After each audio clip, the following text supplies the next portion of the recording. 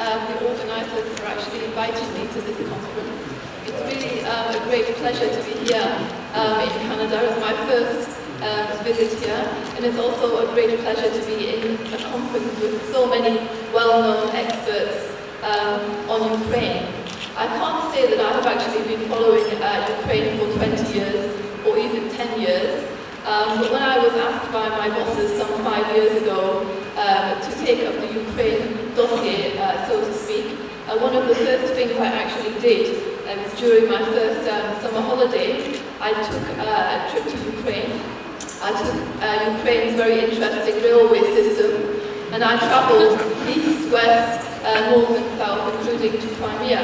And I think it was probably the best experience I could have had on starting to work on Ukraine, because I really saw what a fantastic country Ukraine is. I mean, Ukraine absolutely has everything, as we've heard. It has energy resources, it has agriculture, it has a fantastic possibility for great tourism. But unfortunately, this potential has not been utilised. 5 years ago, and until today, one will hope that with the Euro 2012, this will be a big opportunity for Ukraine to showcase the country. Unfortunately, I would say that Ukraine's political elites are actually their own worst enemies. They are champions of shooting themselves in the foot and creating their own problems, which has held back the development of their country. As we've already heard several times today, corruption, the non-rule of law, or the selective rule of law, has created a sort of Wild West country. There is no transparency and there is no accountability. Of course, Ukraine's present leadership, but also previous leaderships, are really to blame for this situation. Regarding the relationship with the European Union, which is what I'm actually going to talk about, I think it's quite fair to say that the EU has had a very short-sighted approach to Ukraine. There's actually never been a policy or a strategy or a clear strategy for where they wanted to go with Ukraine. There's never really been any enthusiasm for Ukraine. They've always tried to keep Ukraine, I would say, at arm's length. They say the door is neither shut, but it's not actually open either. And of course, for a long time, it was very difficult for many in the EU to actually recognise Ukraine's European identity. And again, the EU has had a history of sort of dealing with Ukraine through the prism of Moscow. One country that's particularly guilty of doing that is Germany, which has had historically a sort of export foreign policy. The message to Ukraine over the years has been, get your house in order, do the reforms, come back, and maybe we'll think about giving you some sort of membership perspective. This didn't change even after the Orange Revolution. The EU kept the same policies. If you compare this to the EU's approach towards Georgia after the Rose Revolution, or more recently after the Arab Spring in some of these countries, you can see there's somewhat of a contradiction. I've always strongly believed that having a clear membership perspective is the only way to bring about the sort of change that is actually going to be required in Ukraine. History has shown with the Western Balkans, and more recently with Turkey, that this is the only way to go. Turkey is a country that I do know very well. 10 years ago, Turkey was certainly not the country it is today. Turkey is now seen as a model for the Arab world. It has an economy that is far more resilient and buoyant than most EU economies. And you can say that one of the main tools in actually achieving the transformation of Turkey has been the membership perspective. Of course, whether Turkey will actually join the EU or not is a different question, but still, I don't think you can ignore the fact that the EU process has produced absolutely fantastic results for Turkey. Ukraine totally squandered the Orange Revolution. After the revolution, we had an election where basically the choice was regurgitated politicians that have been on the front in Ukraine for many years. Politicians that, quite frankly, most Ukrainians don't like or don't trust. They all have, or most of them do have, tainted histories. But of course, one of them had to be chosen, and they decided to re-elect President Yanukovych. Of course, the EU was extremely sceptical about President Yanukovych's election, because as we all know, he has a very coloured history. But at the same time, I would say the EU, to a certain degree, was happy to have political stability restored. Ukraine has always said that it chooses a Euro-Atlantic future. This has been its choice. Of course, Ukraine is not the only country in that region to make that choice. In fact, all of the countries of the Eastern Partnership, with the exception of Belarus, have chosen to one degree or another to further integrate with the EU. This would be Georgia, Armenia, Azerbaijan, Moldova, and Ukraine. I'm not saying all of these countries wanted NATO membership. Of course, there was only two of them, Georgia and Ukraine. We all know what happened to Ukraine's NATO aspirations. They were torpedoed by the Russians, which was backed up by, again, the Germans. On the European front, again, as I've already said, the EU has never embraced Ukraine's desire to be part of the EU. At the same time, while Ukraine's political elites for years have said they would see their future goal as being part of the EU, they've never actually managed to carry out any of the reforms to that end. The reforms have either been non-existent, patchy, or the reforms have been done to favour friends or colleagues in various different circles in Ukraine. However, at the same time, I would like to point out that Ukraine actually has been a significant factor behind the EU's progressively engagement in its eastern neighbourhood. Ukraine has always pushed for the EU to have a greater role there, and was a significant element in the European neighbourhood policy, even though they didn't particularly like the policy, and after that, the Eastern Partnership. While the membership perspective has not been on the menu, there have been the association agreements, the deep comprehensive and free trade areas, and of course, visa liberalisation, which actually hasn't been mentioned today. The EU continues to describe Ukraine as a priority partner. Trade between the two partners in 2011 was worth some 50 billion euros, which is quite a large amount, but of course there's an awful lot of potential to increase this. Ukraine is not Armenia. The two have a significant level of cooperation in many different sectors: energy, transport, mobility, aviation, the fight against organised crime, and a number of other areas. This is something that's not going to disappear and should be strengthened.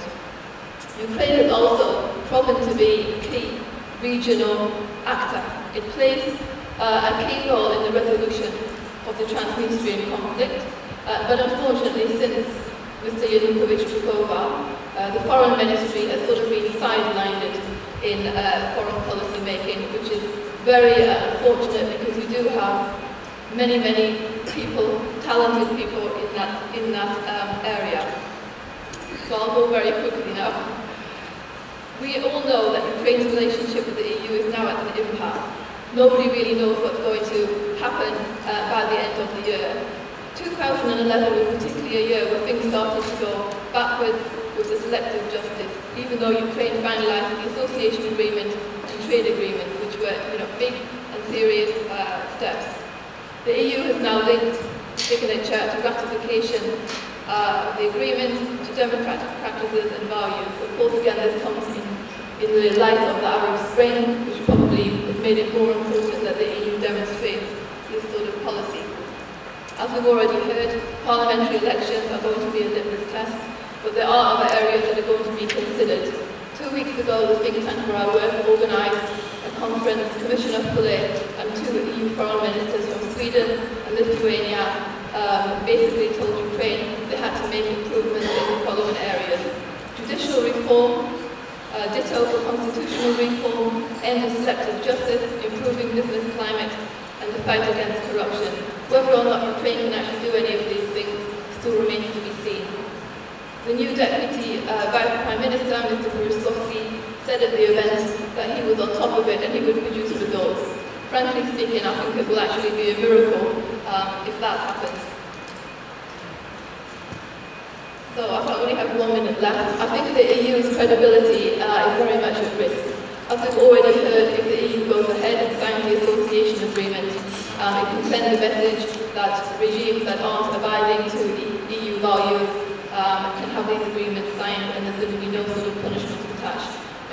strongly believe that the EU should actually sign the agreement because I consider it to be a tool that can help bring about reform and change in Ukraine.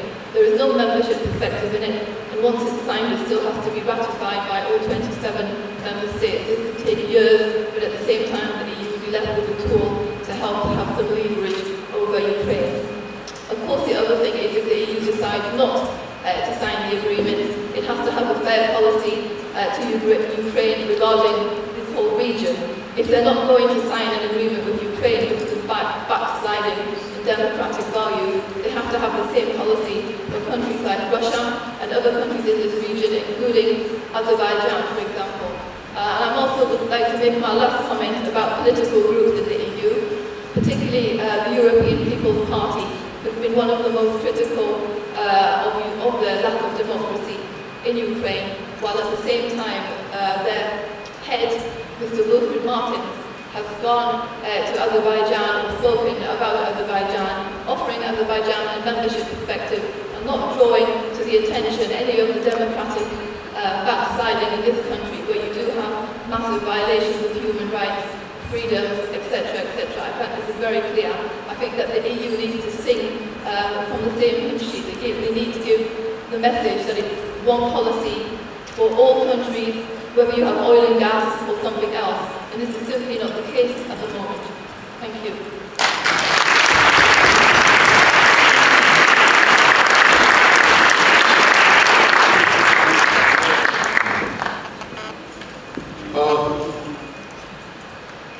We are delighted now to have Dr. Ariel Cohen, who is a senior research fellow for Russian and Eurasian Studies International Energy Policy at the Heritage Foundation. I will not list his other activities in a whole series of organizations, but he is a voice of considerable influence in Washington. Dr. Cohen.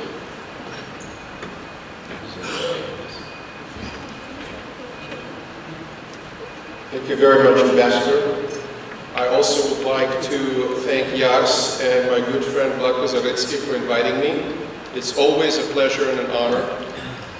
And while I was asked to talk about the United States and Ukraine, I think what's really I want to talk about is Ukraine's national survival, leadership, and prosperity. Because national survival in the 21st century is impossible without political leadership, economic leadership, and as a result, prosperity for the people of Ukraine. The 2004 Orange Revolution was a time of great hope, but also a time of eventually disappointment, as the inter-party bickering, bureaucratic corruption, and the moment of impotence by the United States and Europe to bring Ukraine into the West prevented us from achieving the result and the hope that the Orange Revolution initially lit in all of us. Around 2008, with the economic crisis and the war in Georgia, a confluence of negative economic factors and historical circumstances brought to the abandonment of the NATO option for Ukraine, at least for the immediate future, unfortunately. Today, because of the internal political and rule of law considerations, the associate membership agreement with the EU may be in jeopardy, as we heard here before. At the same time, with the election of Barack Obama, the United States managed to lose some of its influence and credibility in the post-Soviet region. As a result of great hopes, the Obama administration pinned on the so-called reset policy. I've written a lot about reset and how it was a bet. It wasn't a reset, it was a bet on a wrong horse, on Dmitry Medvedev, who I could tell the White House and many other people could, would never be the next president of Russia. Mr. Putin put Medvedev there, as he disclosed himself in September when he announced his candidacy, to be a placeholder. And Mr. Medvedev behaved as one. I met him, I talked to him, he was a placeholder. In Russia, the reset policy was interpreted as a US implicit admission that the Commonwealth of Independent States, including Ukraine, is within Russian sphere of influence. It led to an increase of Russian pressure, so in the so-called near abroad, including Ukraine, and as you remember, in August of '08, right after the Georgia War, Mr. Medvedev went on national television and announced that Russia claims a zone of privileged interest, not just in the near abroad, but beyond. And what did we get? We got a feeble Sarkozy-Medvedev agreement that then Russia violated, and nary a response from Washington. The Russian pressure on Ukraine was partially successful. The Kharkiv Accords of April 2010 led to the extension of the Russian lease on the base in Sevastopol till 2042 in exchange for natural gas. And the US did not do anything about it, didn't lift a finger. Apart from apparent encroachment of Ukraine's sovereignty, Russian military presence complicates a future option for NATO membership for Ukraine. However, in 2008 Bucharest summit, it was recognized and announced that both Ukraine and Georgia are seeking a NATO option. On the other hand, Moscow's attempt to pressure Ukraine since the Kharkiv Accords already is leading to deterioration in Russian-Ukrainian relations, and Moscow pressure on Kyiv is unremitting. So what can Ukraine, as a state, as a nation, and the Hromada, both here in America and here in Canada, 2.2 million Ukrainian Americans and Ukrainian Canadians, do to reignite interest in Ukraine and bring Ukraine safely into the West? This is a formidable force. If properly organized, it can exercise pressure on the US Congress and administration to get more engaged with Ukraine. And if more organized and mobilized lobbies can do it, why not the Ukrainians? Having the future and survival and thriving of Ukraine is a cause that is bigger than individual lives of any of us. This is something we all can dedicate ourselves to and have results. Regular Americans often don't know what Ukraine is. They don't recognize its strategic location, its market, its wealth, its potential. The United States government needs to be reminded over and over again why Ukraine matters, and the Kremlin would want nothing better than for the US government to forget and abandon not just Ukraine, but other countries of Eastern Europe and Eurasia. Some Americans recognized how important Ukraine is. Geopolitically, says Zbigniew Brzezinski, Ukraine, quote, Ukraine's very existence as an independent country helps transform Russia. If Russia wins Ukraine, it will regain the wherewithal to become a powerful imperial state spanning Europe and Asia. I was in Moscow in November, and one of the people we met was the then chairman of the Duma, Gryzlov. Nicknamed Grizzly. Gryzlov told us that the Eurasian Union, that the Obama administration also studiously ignores, the Eurasian Union that Putin discussed in his articles in Izvestia and elsewhere, is quote-unquote Большой дом, the big house. I'm sorry, Большая страна, the big land, the big country. And that sort of lit a red light. Something in my subconscious got awakened, and I went to the secret French technology, Google, and started Googling it. And this French technology really works. I found the origin of the big country. It's Grossraum. It's Carl Schmitt and Haushofer. It's vintage German imperialism from the beginning of the century, which presupposes a domination by a major regional power over its neighbors through economic power, language, soft power, culture, and currency. This is not Hitler and Himmler, Ubermensch racism, it's not extermination, it's not all these horrors that we saw in the 40s, it predates it, and that was the idea of German geopoliticians before Hitler. I was in Kazakhstan in January, talked to some very senior people there, and said, oh, Eurasian Union, this is just about economics. We don't worry about politics, it shouldn't be political, blah, blah, blah. Good luck. Some other countries, whom I'm not going to mention, whose leaders I'm not going to mention, were told to join, and they said, thank you very much, we'll think about it. The Russians continued to pressure. These leaders told Russians where to go. And this is what we would expect from anyone who values his or her sovereignty and independence, telling Russians where to go. Whether Mr. Yanukovych has what it takes to do that, I don't know. But I know one thing. Having a national consensus for independence, having an elite consensus for sovereignty, having the leadership power to stand for one's country is a sine qua non, is the condition for survival and thriving of any country, including Ukraine. Without that, good luck. Do I have time to talk about energy? Yes. So the organizers asked me to mention some of the energy issues.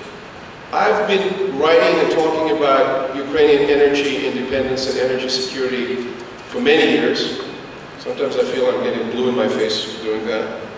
And the situation is pretty simple. It all breaks down to BTUs, to energy consumption in units. Ukraine needs to produce enough energy not to be significantly dependent upon Russian gas. That's basically it. It can be done in the following fashion. It can be done by having LNG, liquid natural gas, terminals or terminal in Ukraine, and there was a talk about having one near Odessa. It can be done by exploring for shale gas. We're doing it in the States very well. 23% of American gas now provides 100% of American self-sufficiency in gas, and then we're probably going to be exporting some gas overseas. Ukraine and Poland providing a good amount of shale gas makes the Russians very nervous. I was at a dinner with the Valentyn Club with Mr. Putin in November. He took out a sheet of paper and drew a schematic of how shale gas is being produced, complete with horizontal drilling lines and whatnot, and said, this is really, really very bad for the environment. Nobody should do that. Why do you think Mr. Putin is so concerned? Finally, the Ukrainian dependence on Russian fuel, nuclear fuel of the nuclear reactors is a component of Ukrainian energy security. This has not been addressed. It was on the agenda. Westinghouse and others pushed for it, and there were no results. Today, Turkey and Azerbaijan bypassed the Nabucco pipeline, and hopefully will be bypassing the South Stream pipeline that the Russians are pushing, the Gazprom are pushing. They're going to build a trans-Anatolian pipeline from Azerbaijan into Turkey, then with connectors to some European countries. That would be an option also, another option, to diversify the dependence on gas. But if Ukraine doesn't have the money to pay for its gas, if energy is over-subsidized to the point that it creates an inefficient economy, at some point Ukraine was consuming as much energy as Germany, producing 10% of German GDP. It's unacceptable. So you have to produce enough in your economy to be able to pay for gas, whether from Russia, from Azerbaijan, or LNG. I remember being in the 1990s in, I believe it was Estonia, and having a conversation, where is Estonia, because I had a conversation with Thomas Ilves, and he said, we're not concerned about dependence on Russian gas, we pay cash. So little Estonia back in 93 or 94, when we had this conversation, already understood how to deal with this issue. But diversification of sources of income is absolutely paramount to this. So, to conclude, what can the US do? We can continue helping with economic know-how. It's an uphill battle. I was American co-chair of the US-Ukraine Economic Policy Group. It was an uphill struggle. The same recommendations were issued and reissued again and again. This is the last decade. And there was very little buy-in from the Ukrainian stakeholders. We can expand our military-to-military contacts, political military contacts, by deciding not to become members of any military blocs. Ukraine did not forbid itself from having good military-to-military ties with Western countries, including the US. We should expand people-to-people contacts for officials, students, business people, lawyers, etc. But the question is always, in terms of the test of these programs, does it change anything? Are we impinging? Another thing, Rwanda can send their sons and daughters, maybe for 1 year, to the old country to learn the language and to volunteer, to increase the connection. A lot of gray hairs here in the room, frankly. Some young people, that's terrific. But the next generation needs to feel that connection as well and contribute to the reform and restoration and evolution of Ukraine. The most important thing I would say, ladies and gentlemen, is that the current administration needs to rediscover that we in Washington had a 20-year bipartisan policy of keeping Ukraine free and whole and democratic. And when these components start to go out of the window, the answer to that is not to pursue reset with Russia, is to pursue the reset with Ukraine. When we're re-engaged,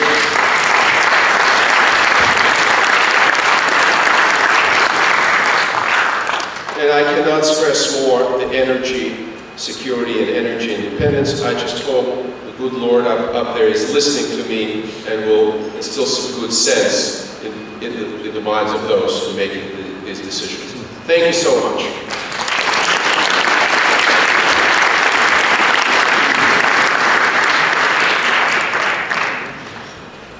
Now let me invite Mr. Kozak to come and speak to us. He is a retired Canadian Army officer who has participated in numerous diplomatic missions under the auspices of Canada, the United States, the EU, the UN, and NATO.